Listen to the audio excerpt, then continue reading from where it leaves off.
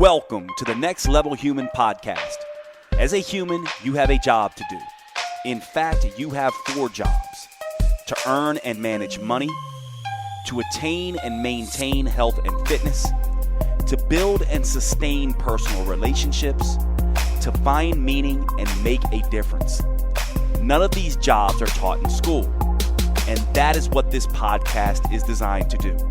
To educate us all on living our most fulfilled lives through the mastery of these 4 jobs.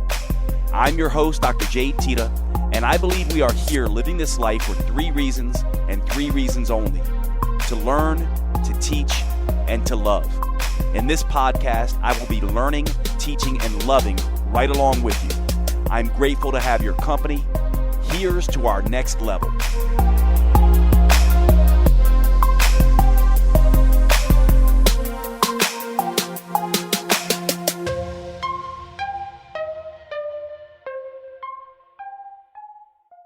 All right, what's going on, everybody? Welcome to today's show. Today, we're going to be talking some mindset stuff and personal development stuff and philosophy in general. And this is a topic that I think is really important for, especially what we're going through in sort of the current situation with COVID and politics and all the sort of stuff that we saw last year in 2020.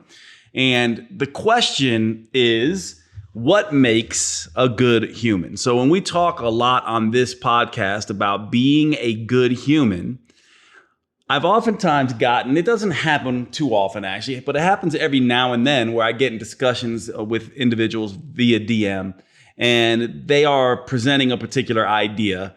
Usually these people are, anti-vax or pro-vax or anti-mask or pro-mask or any of these anti or pro stands.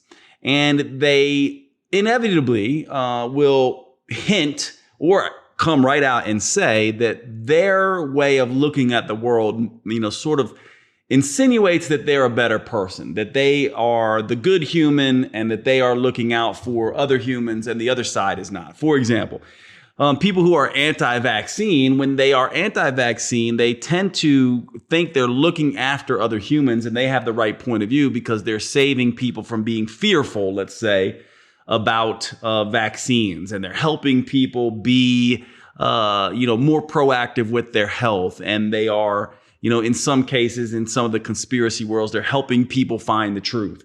And you see sort of the other thing on the other side with the people who are more pro-vaccine. They think, well, we're saving lives and we're, keeping people from being hurt and sick.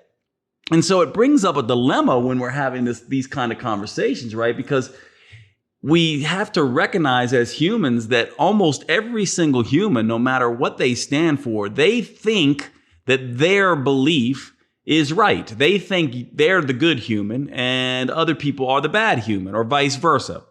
Now, if you've been following the, podcast for a while, you can recognize very clearly what these individuals, what perspective they're taking. They're taking the culture level perspective, right? They're basically setting up this idea that my team and my way of thinking is better than your team and your way of thinking. This is a very culture level way of looking at it. Remember, culture level individuals have their primary drive being belonging. They want to belong. And so what they do is they seek status and popularity. And so what they are oftentimes doing is they're finding and trying to collect evidence in regards to their opinion, that they have the right opinion. And in doing that, they're seeking a team, a group of like-minded individuals that share that opinion. Now, this is to be contrasted with base level humans and next level humans, whereas the base level human is all about being right and sort of chasing power and winning. They want power because they want to feel stable and certain. And so when you run into these types, they will have very, very strong opinions. And we oftentimes try to see this in a negative light, but a base level human or a base level human perspective is just one of sort of convinced arrogance in a sense. They just think they are right. But even it's not a kindness thing or a or a badness thing. It's just essentially someone believing so wholeheartedly that they are right and the rest of the world is wrong. So base level, I'm right, everyone else is wrong. Culture level, my team is right, your team is wrong. Next level is really about trying to find a way of understanding philosophically what I should believe and how I should approach my life that not only helps me be a better human and have a better life, but also helps others. So this is where we begin the conversation of what I would call being a good human, or the concept of being virtuous, right? We have to sort of look at this idea of being a good human first from the idea of, wouldn't being a good human necessarily help others, but also help ourselves? Wouldn't that be the ideal scenario? Certainly, I think we can make a strong argument that we're not being very good to ourselves if we always are putting out for other people, but inadvertently hurting ourselves, right? So in a sense, as a next level human, we do have some of these base level ideas of self-preservation. We do get that we have to protect ourselves. If nothing else, if we don't protect ourselves, we actually can't end up helping anyone in the first place. So being a good human is mute at that point.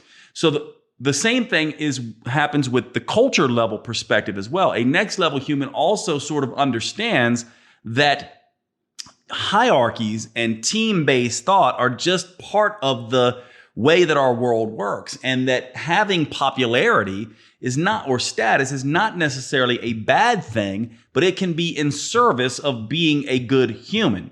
However, they make a distinction between all humans, globalists in a sense. Next level humans don't just see their team, their nation, their race, their gender as the right team, race, or gender. They see everyone as being sort of in an ecosystem in a sense. And so I want to take the perspective of looking at being virtuous from this philosophy of the next level human. Now, to understand this, we first just have to do a brief review of the base level and the culture level human, which we just did.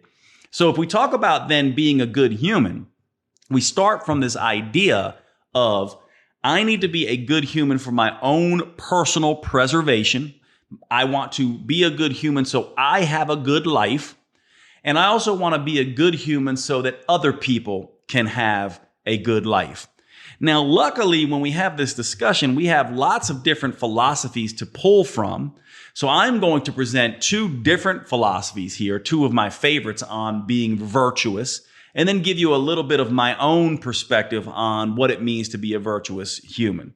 Let's start with the Stoics and their version of being a good human and being a virtuous human. In the Stoic philosophy, they had essentially 4 Stoic virtues, we call them. And this would be the idea that when you are living these virtues, almost like the Stoic honor code, this is what is going to make you a good human to help yourself, and it also is going to help you help others. And these were courage, wisdom, justice, and temperance. Right? Courage, we kind of know what this is like. This is bravery. Wisdom, the accumulation of knowledge and experience. Temperance being this idea of not going to extremes, not seeing things as black and white, controlling how much we eat. We don't want to eat too little. We don't want to eat too much. Controlling sort of our beliefs. We don't want to be all dogmatic in the one respect, and we don't want to be all dogmatic in the other respect. In other words, a Stoic would say that it is a mistake to be completely liberal and progressive as much as it is a mistake to be completely sort of conservative. They would be the moderates of the world. So moderation is the same thing as temperance. And of course, justice is fairness, that individuals should be treated fairly. We should not be giving special treatment to certain people where, nepotism and cronyism and all these sort of isms where we're essentially choosing a particular person because they're related to us, or choosing a group of individuals because they're more associated with us. We really want to come up with systems of fairness. So this is how the Stoics sort of looked at being a good human. So let's go through these one by one here just for a minute so we can kind of see, well, how does being courageous, for example, How does this relate to being a good human? Well, think about it. As you walk through your life, you're going to see certain things pop up. You're going to see certain issues happening. You're going to run into mean people. You're going to run into rude people. You're going to run into people who hurt others. You're going to run into good ideas and bad ideas. Courageousness means that you have the courage to step up, right? You have the courage to step up. In the base level way of looking at it, if you are chasing power, then you're going to not really be courageous in the realm of vulnerability. You're never going to want to seem vulnerable at all or say that you are wrong, because that takes away your power, right? But it takes courage to sort of see the other side. And so a courageous, good human, a person who is practicing courageous stoicism, is going to be somebody who they run into a racist person who's being overtly racist in a store is going to say something. If they run into an idea that they find dangerous or hurtful to society, is going to stand up and say something. Courage also has a lot to do with the courage to tell the truth, to speak your truth, and to seek the truth. Oftentimes, as humans, a lot of things that are most important to us in our own personal growth and being a good human, and also in protecting others, has to do with our ability to be in uncomfortable conversations, uncomfortable situations, and tell uncomfortable truths. And this is where courageousness comes in. Being less fearful and less apprehensive about showing up and living our particular honor code. The honor code of I want to do good and be good, if we're talking about virtuous and being a good human being. Courage is absolutely critical. Now, of course, we could take this to the extreme of like courage, like we've seen some of these heroes on, in film and even in real life on the news, right? There's this situation where it's like, let's say there's a flash flood and someone gets swept up into the flood. And we always hear about individuals who put their own lives on the line to save other individuals. Yes, this is courage, but the courage I'm talking about is a more subtle form of courage here. It's the form of courage that makes you speak up, makes you have the difficult conversations, and allows you to be in a situation where you step up and will make yourself uncomfortable for other people if that means saving them from harm. But not just harm in the sense that they're swept up in a flash flood, but harm in the sense that bad ideas or emotional hurt are being perpetrated on them. And so you'll see this a lot in this idea of courageousness. And there are many, many different ways to do this. So we have to make allowance for the way that we will show up and be courageous. Some people go out, let's say, and march. Some people just show up and are uncomfortable in a situation where they're volunteering, maybe like myself. I'm an introvert, so that would be an uncomfortable thing for me. That is courageous. It might be uncomfortable to tell someone a difficult truth, right? This is what we mean by courage, and it happens in the most subtle ways first. In fact, I would argue that you can't possibly be a hero or a good human in the big things, like saving people from an active shooter or running into a fire to get someone,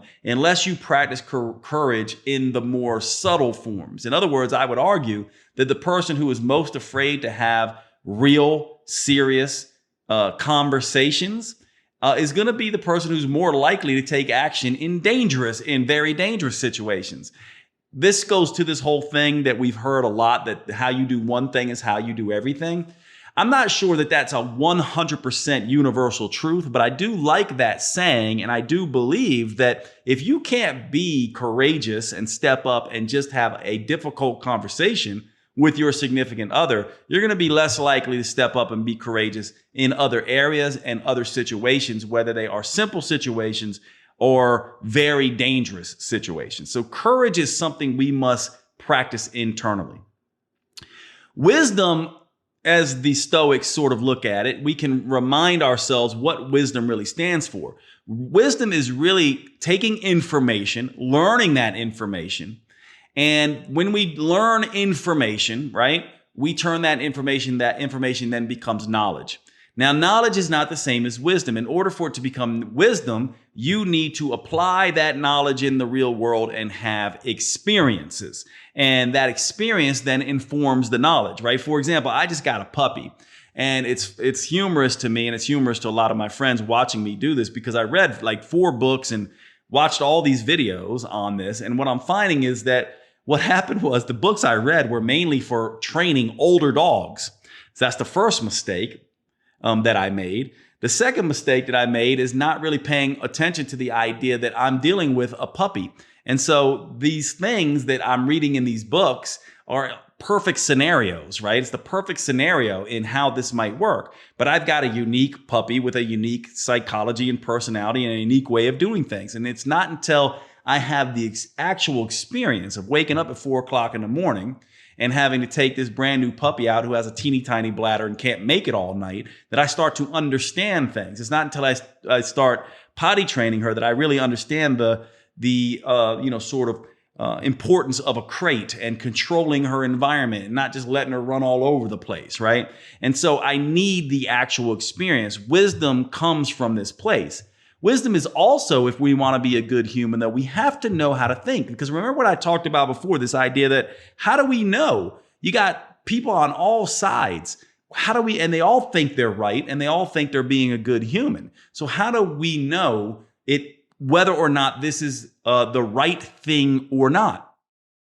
I want to jump in real quick and tell you about one of my favorite new products. And to start out, I want to ask you a question. If you had to follow your friends around who are not the healthiest in the world and see what they are doing, what would be the number one thing you would probably tell them to do to start? For most people, that's going to be drinking more water, right? This is something that we talk about all the time in health and fitness. It's almost as if we think of it as an afterthought now, because obviously water is so crucial. However, we oftentimes get this wrong. For example, did you know that when it comes to hydration, just drinking water can make things worse? Most people don't know this. Why?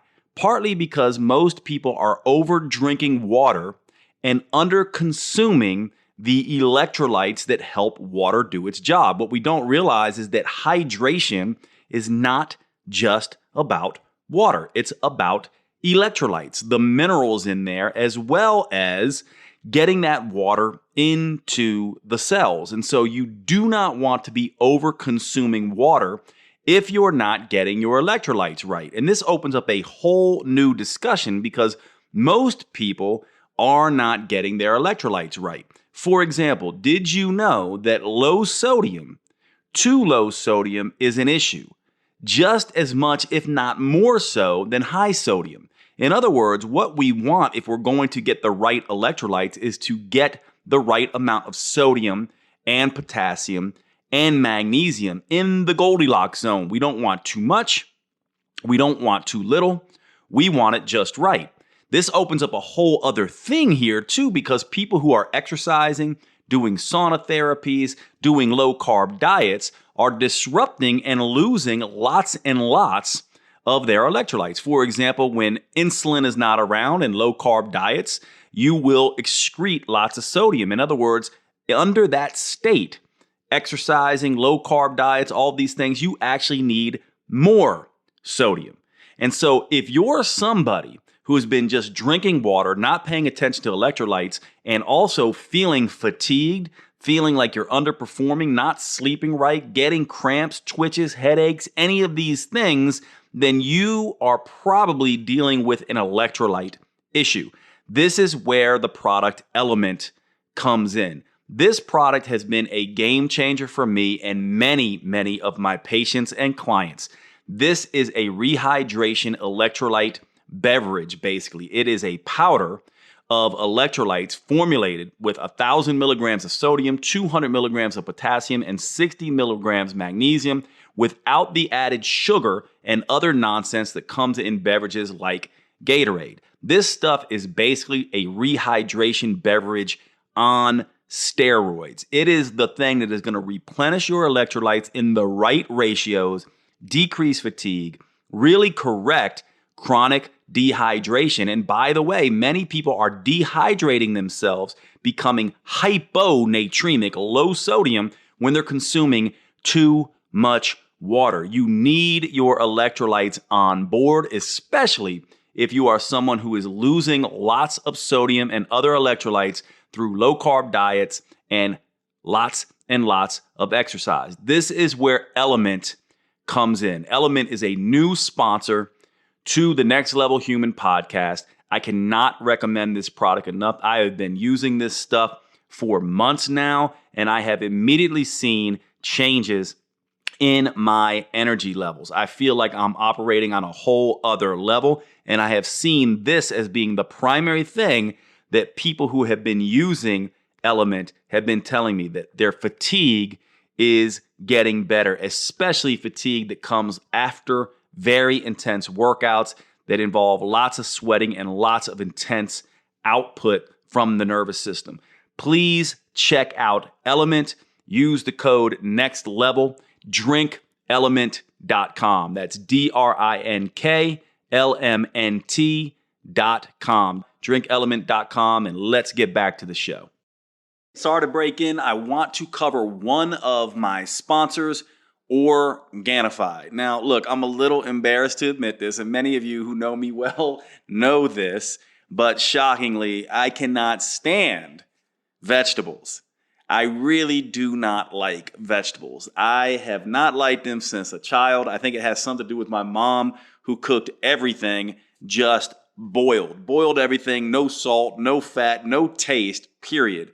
And so I developed an extreme dislike for almost all vegetables. And still to this day, I have a difficult time getting in my fruits and vegetables. Well, Organifi, started by my good friend Drew Canoli, who I've developed a relationship over the years, and I am really sort of tickled that we finally get to do this together with Organifi sponsoring the Next Level Human podcast. Drew is a Next Level Human. Organifi is a Next Level Human company. I can't say enough about them. I'm excited for them to be on board as a sponsor for the Next Level Human podcast. My favorite products, let me tell you about them. They have a ton, but I use 3 pretty much every day. I use Organifi Gold before I go to sleep. This is their turmeric tea based on sort of the old Ayurvedic golden milk. It is absolutely fantastic. It contains lots of different relaxing herbs, turmeric, tastes wonderful. And one of the things this has done for me is I had a very bad wine habit at night. It started out as just 1 glass of wine. Lately, it's turned into 2, 3, and sometimes a bottle. What I've done starting in 2021 is use Organifi. This is what I have in lieu of wine. And I sit there just like I used to sit with my wine, and I have the Organifi Gold. I also use the green and red juice powders. I have never liked greens and reds juices, period. These powders to me always tasted like swamp water. I use 1 scoop of the greens, 1 scoop of the reds first thing in the morning before my coffee. It has become a ritual over the last several years. It is fantastic. Those are the ones I use the most. Of course, they have a great line of protein products, and they have a new Organifi Gold chocolate, which I have not tried yet, but I cannot wait to try that because you all know I love cocoa powder and use it for lots of different things, for cravings and everything else. Check out Organifi, Organifi.com. Use the code NEXTLEVEL. Please take care of Organifi the same way they're taking care of the earth, doing amazing things as a company, and now taking care of the Next Level Human podcast so we can all be together and have these discussions. Organifi.com. Use the code NEXTLEVEL. Let's get back to the show. Here we go. Well, we kind of have to look at data. We kind of have to look at a scientific process. For example, I'm going to use COVID because we're in sort of the COVID pandemic right now. Like, how do we know? And how do we make a decision on whether people should get a vaccine or we should just let people get sick and let their immune systems take care of it? Now, if we go to sort of this idea here, we have to say, well, how can we get data on this? No one wants to get a vaccine. Of course, anything that you have to do that is a medical procedure has some risks to it, doesn't it? And so, of course, no one wants to get a vaccine. Well, no one wants to get sick with COVID either. And so when we think about wisdom, we need to look at a way of thinking. We need to apply some analysis to this. So one of the ways we can do this is we can say, well, what is the risk of getting injured by a vaccine, let's say? Do we have any data on that? Well, we have some past data, and we can use that. It's imperfect, but we might be able to use that going forward. What is the risk of an individual getting infected with COVID, let's say? And then what is the risk of that causing problems down the line? A severe illness, a death perhaps, or long COVID, which we're now learning about, which is this idea that people are having long-term negative symptoms and sequelae from getting COVID. If we're going to try to determine what's best as a good human, we want to take our opinions out of it. We want to start looking at the data.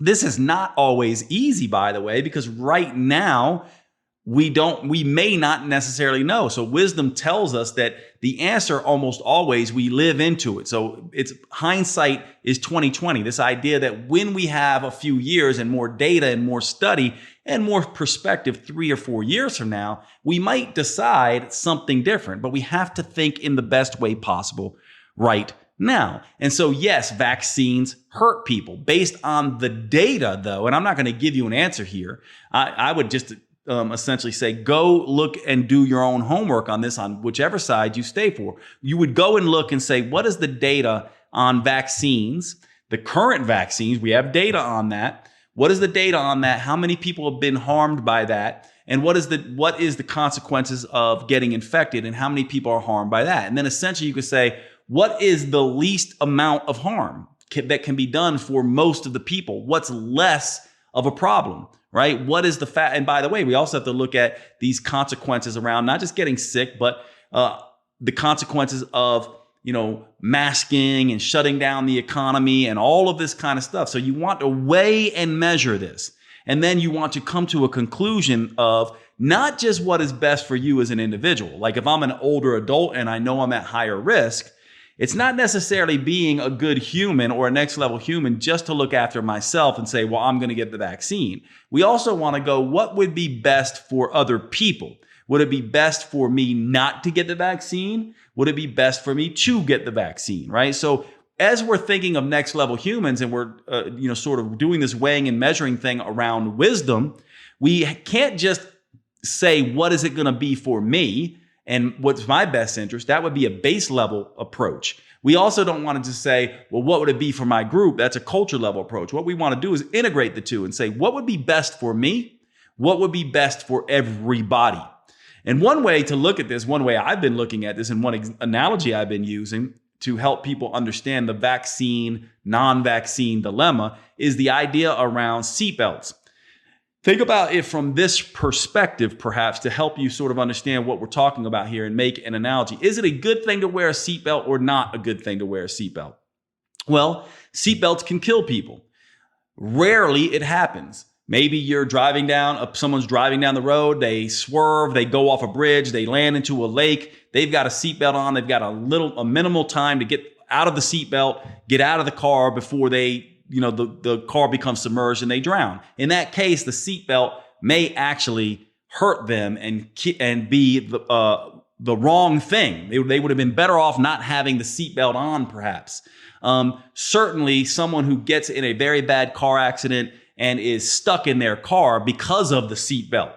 The seatbelt may be a problem there, and it may kill them, but rarely that happens, right? So I think we would say, based on the statistics, we would say that seatbelts save more lives than they take, but they do take some lives, and we have to weigh and measure. So this is the idea behind this piece of wisdom in sort of the Stoic way of looking at it. So that leaves us with the idea of, we talked about courage and we talked about wisdom. Now we could talk a little bit about temperance. Now, in my mind, temperance in the Stoic way of thinking about it is moderation in the way we live, but it's also temperance in the way we think. We oftentimes talk about, and we have talked about in the Next Level Human podcast, about bias and dogma being the parents of ignorance and arrogance. Well, temperate thought And this idea of living in the gray zone is the antidote to that. When we are temperate in our thought, when we are moderate in our thought, when we live in the gray zone, we are constantly saying, I could be wrong and I don't know. We're comfortable in the gray. In other words, we start to understand that black and white is dangerous. This also is a Taoist principle too, right? When you look at the Taoist symbol of yin and yang, most people will get caught up and be drawn either to the white or the black or the contrast between them. Temperance is really paying attention to the line that's in the middle. It's the gray that you actually can't see. It's where white and black meet in the middle. It's not either extreme. And so to be a good human means, in the Stoic way of looking at virtue, it means to have a temperate mind, an agnostic mind, in a way, a scientific mind, because those are kind of the same things. Certainly, a scientist can be biased and dogmatic, but the process of science is meant to help us avoid bias and dogma, ignorance and arrogance, black and white, and instead get us into the messy nuance of life. And the final Stoic sort of way of looking at this in virtue is the idea of justice or fairness. And this gets into lots of different conversations about equality and equity and the difference between the two. And I believe we've talked about this before, but we'll talk about it just briefly here. Equality is this idea that everyone should be treated the same. They should be treated the same. In other words, imagine if we're all running a marathon race, right? We're all signed up for the marathon.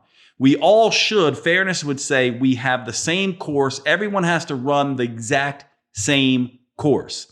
And we all get the exact same opportunities. There's water stations at different places for everyone.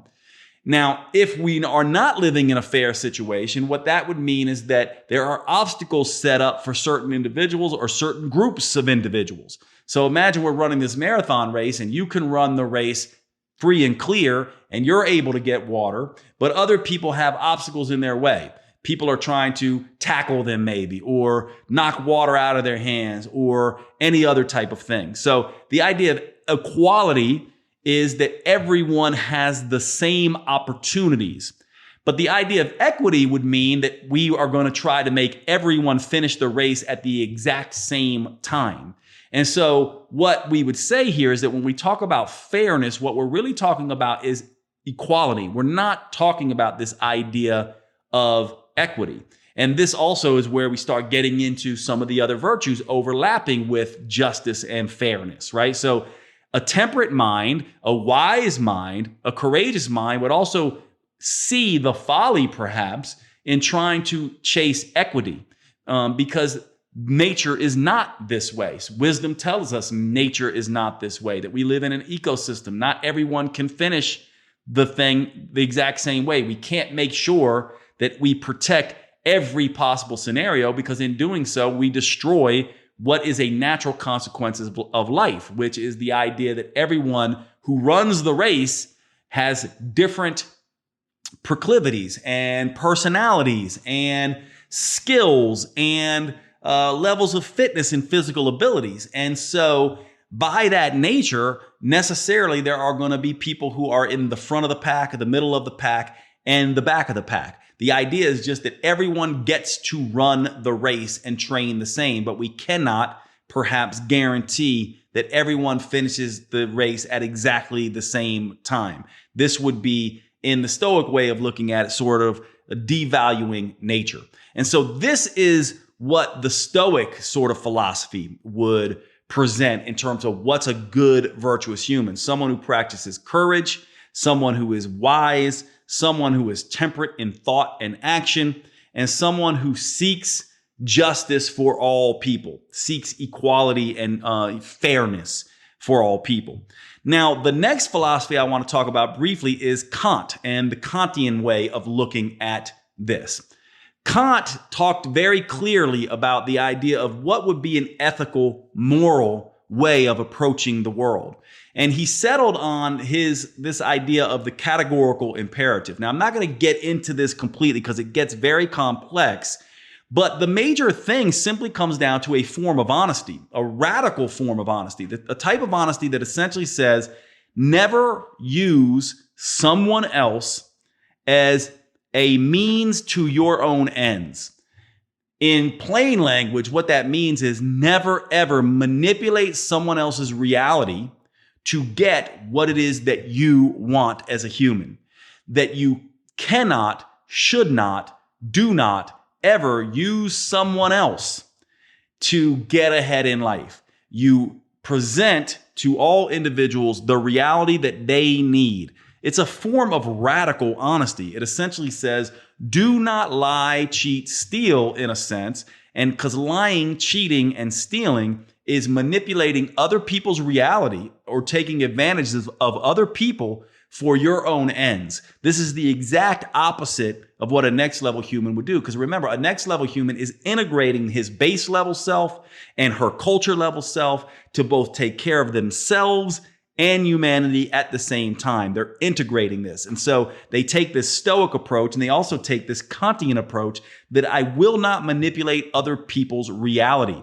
Now think about that. It is a very simple idea, but it is a profound idea in a sense. What if you lived your life always being so honest that everyone knew exactly your sort of modus of operation, your modus operandi, the way you showed up, and they always knew that they could trust what you say because that's what you would do. Right? This is what the Kantian way of thinking about it is. And to take this further, psychology research has incorporated the Kantian way of doing things into what is called the Light Triad. And it's perhaps the most well-studied aspect of, if we were going to say what makes a good human, well, perhaps the Light Triad is what makes a good human. And the Light Triad includes the following aspects of psychology. It includes Kantianism, which we just talked about, which means treat people as a means in and of themselves, as opposed to a means to your end, right? So don't use people to get ahead in life. So Kantianism is part of this three-part Light Triad. Humanism is another aspect of the Light Triad. It is valuing the dignity and the worth of each individual. So this goes to some of the stuff that we talked about under fairness and justice and Stoicism.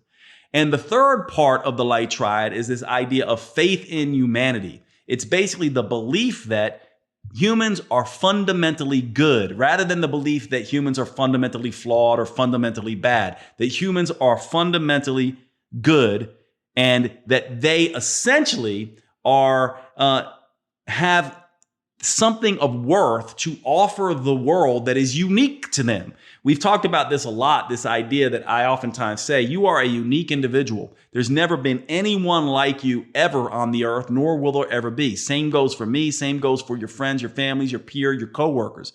Each and every person is unique, which means each and every person has a unique ability to bring something positively wonderful to the world, to enhance the world in some wonderful way. And the faith in humanity essentially says, we believe that most humans are struggling to do that. They just may get it wrong at times and get off their path. So Kantianism, humanism, and faith in humanity, a human that shows up with these three traits is a good human in that mind. I want to finish this podcast up with sort of a few other aspects that come more from my philosophy that integrates Stoicism and integrates Kantianism and the Light Triad and other psychology and philosophy pieces. What is it that I would say is a good human?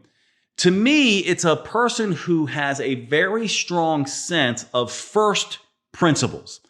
This is a concept in philosophy that essentially says there are some things that are higher level values than others.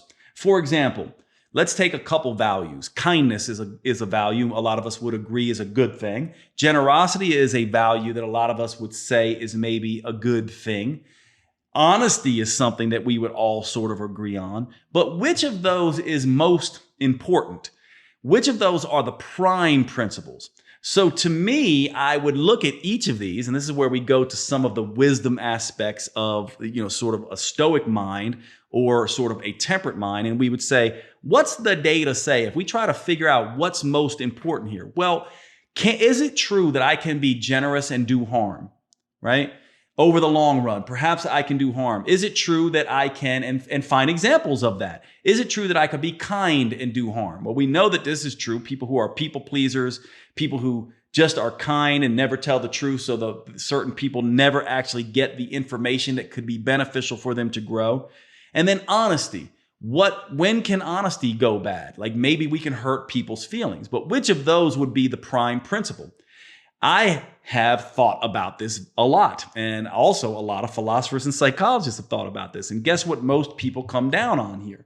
They come down as honesty being the prime principle of those three, the most important. In other words, the idea that honesty is more generous than generosity, and that honesty is more kindness or more kind than kindness. Because when we are completely honest as humans at every level and work towards good communication in that honesty, we may hurt people's feelings, but we give all the information. We don't manipulate their reality, and they are free to grow as a result of that, include us in their world after that or not. They get all the information. I also think this goes over into the creative pursuits. We humans, if we are truly being honest and being radically honest, and I think this is the best human, the base level humans lie. They lie for power. Culture level humans lie. They lie so that they can be popular. Next level humans do not lie because lying does not grow themselves, nor does it benefit humanity. So in my mind, when we take this idea of being a good human and being virtuous, we now have sort of these key aspects here. To me, we want to be these Stoic virtues. We want to be wise, and we want to be courageous, and we want to be temperate, and we want to be fair. We also want to live the categorical imperative of Kantianism. Never use anyone else as a means to our ends. Don't manipulate other humans so that we can get ahead in any way. And then we talk about this idea of the Light Triad. Kantianism, not manipulating and using people. Humanism, valuing the dignity and worth of each individual, seeing each individual as someone who is unique, who has something uniquely positive to contribute to the world, and also having faith in humanity that they will do that. And then us showing up as honest as we can be. And by the way, see how that comes back to some of these virtues. To be radically honest takes a degree of courage that is monumental, that is such a big difference compared to what most people show up. I would argue that radical honesty and always being true and telling the truth and presenting who you really are and not fronting and not performing and not putting on airs is the most powerful thing you can do to grow yourself, because when you are honest, the world shows up honestly back to you. And then you can see your dysfunctions and you can see your superpowers and you see the world clearly, just as the world is helping you to sort of be in this clear mind. It's giving you valuable feedback that you can see and deduce.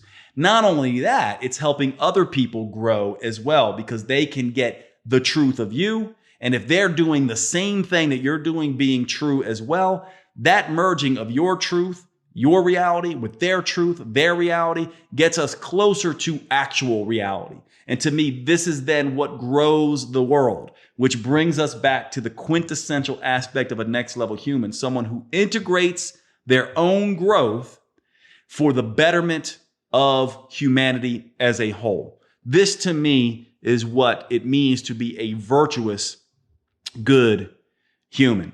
So food for thought. I'm going to end the podcast there. Thanks so much for hanging out with me today, and I will see you at the next episode.